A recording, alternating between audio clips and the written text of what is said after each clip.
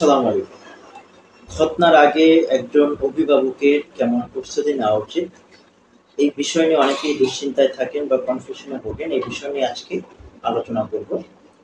খতনার আগে আপনাকে অবশ্যই আপনার শিশুর যে স্বাস্থ্য, সে স্বাস্থ্য আপনাকে ভালোমতো পরীক্ষা করতে হবে। অর্থাৎ এই খতনার আগে আপনার শিশুর জ্বর, সর্দি বা অন্য কোনো শারীরিক অসুস্থতায় ভুগছে কিনা, এই বিষয়টা আপনারা অবশ্যই লক্ষ্য রাখবেন। যদি খতনার আগে এই জাতীয় কোনো সমস্যা থাকে তখন আপনারা খতনাটা করাবেন অবশ্যই। এবং অবশ্যই খতনা করানোর ক্ষেত্রে আপনাদের অবশ্যই শিশুর বয়স ২ মাসের উপরে হলে ভালো। এর আগে খতনাটা না করানোটাই ভালো।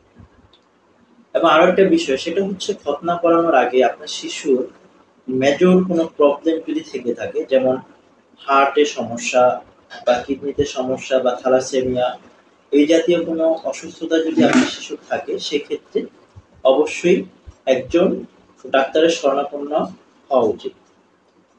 এবং তার আগে খতনার ক্ষেত্রে অবশ্যই আপনার পূর্ব প্রস্তুতি হিসেবে আপনি যার মাধ্যমে খতনা করাবেন, যে সার্জন বা যে খতনা প্র্যাকটিশনার, অবশ্যই তার সম্পর্কে বিস্তারিত জেনে তার দক্ষতা সম্পর্কে জেনে আপনাকে খতনা করানো উচিত।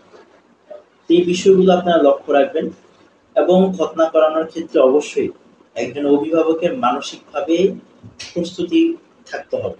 অর্থাৎ খতনার সময় আপনার শিশু কান্নাকাটি করতে পারে, হ্যাঁ? তো এই বিষয়গুলো নিয়ে ঘাবড়ানো যাবে না।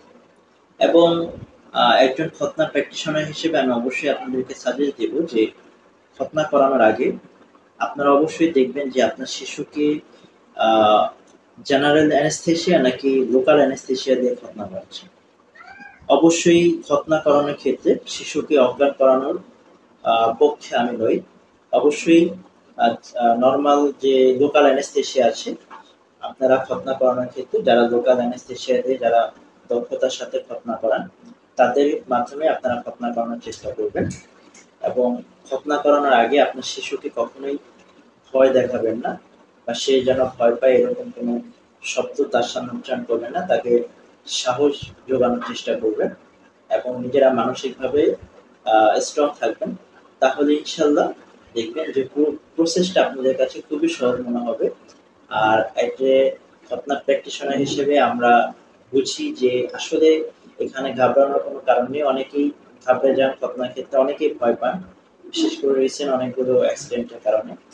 তো সেই ক্ষেত্রে আ যারা দীর্ঘদিন যাবৎ খতনা সেবা দিয়ে আসছে দক্ষতার সাথে, আ তো তাদের কাছে আসলে বিষয়টা খুবই নরমাল। তো সেক্ষেত্রে অবশ্যই আপনারা একজন দক্ষ খতনা প্র্যাকটিশনার এর মাধ্যমে আপনারা খতনা করাবেন।